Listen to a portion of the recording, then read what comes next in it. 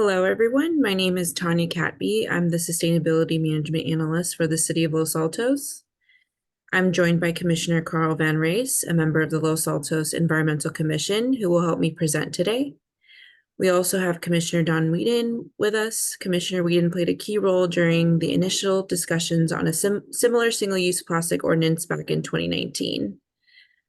And I'll pass it off to Commissioner Van Race to get us started on talking about the single-use plastic foodware ordinance.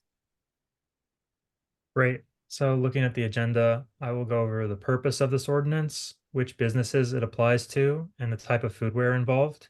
And then Tanya will talk about the takeout and dine-in requirements, as well as share resources to help businesses implement these changes.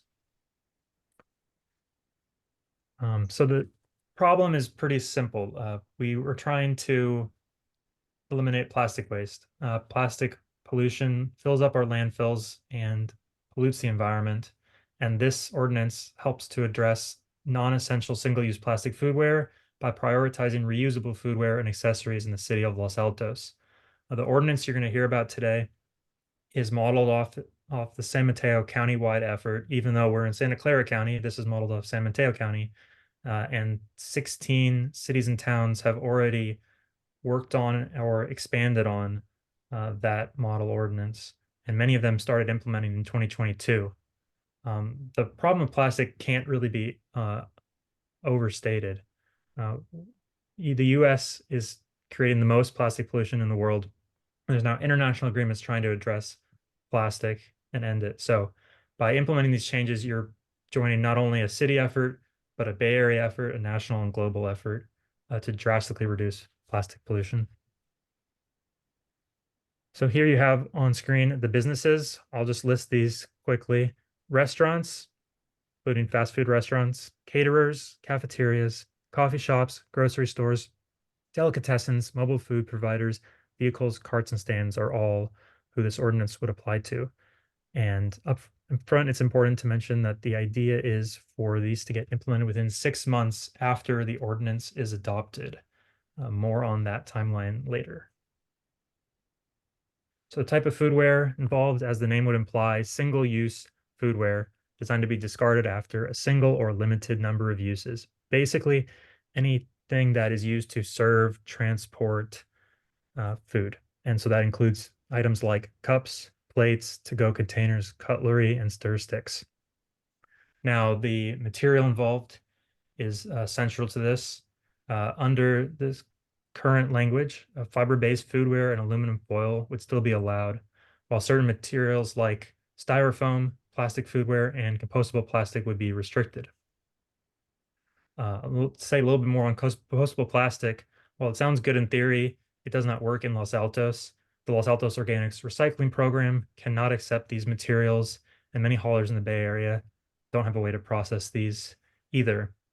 As well, they can't go in the blue bin because they would contaminate the mixed recyclables there. So the only place that these compostable plastics end up going are the landfill, creating methane, which is one of the things we're trying to avoid with this ordinance. With that, I'll pass it back to Tanya to talk about requirements. So the ordinance calls for a transition to sustainable takeout packaging. This means that all food prepared on site for takeout orders should be served in natural fiber-based compostable containers like these in the picture and provided in recycled paper bags. In addition to the takeout requirements, AB 1276 regulations continue to apply, meaning utensils and condiments are to only be provided upon customer request. These regulations apply to delivery and takeout app orders as well. This means that takeout food delivery services that utilize digital ordering point of sale platforms, including but not limited to the internet and smartphone applications, shall only offer disposable foodware accessories by providing clear options for customers to request these items separately. We've discussed the takeout options, so now let's turn to dine-in. Dine-in is defined as the consumption of prepared meals and beverages on site, typically at inside and outside tables or counters provided by the establishment and intended for immediate consumption. The dine-in requirement is that food prepared for on-site dining must be served on reusable foodware. While fiber-based products are accepted in the Los Altos recycling program, they are not as valuable as food scraps and yard trimmings, and they still require natural resources to be expended for just a few minutes of use. This is why shifting to reusable foodware is a better alternative. For those reasons, reusable foodware will be required for dining in.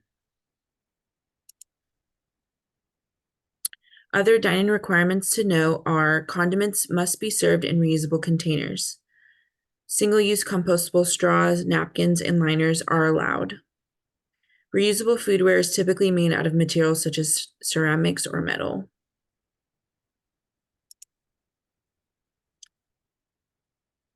Rethink Disposable conducted a study on a local coffee shop called the Conservatory Cafe in Culver City, California.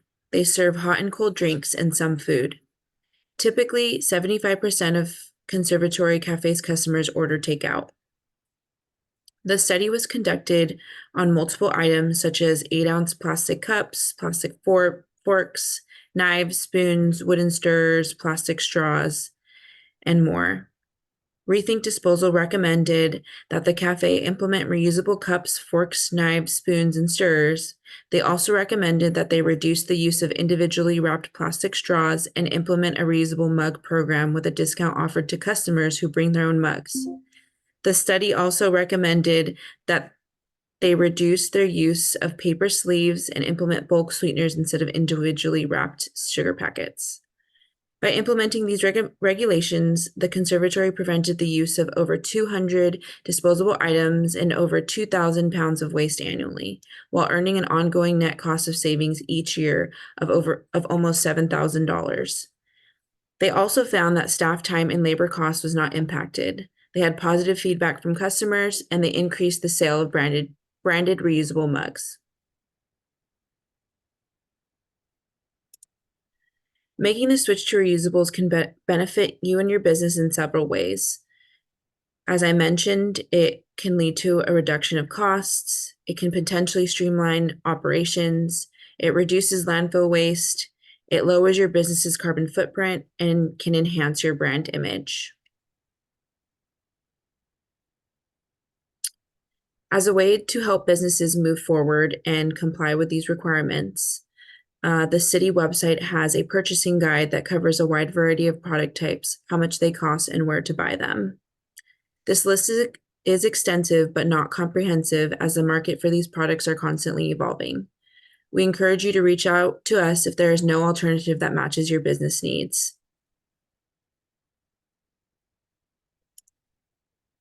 For more information on the ordinance, please visit losaltosca.gov/foodware. You can find a comprehensive summary on the ordinance and an FAQ and other resources to answer any questions you might have.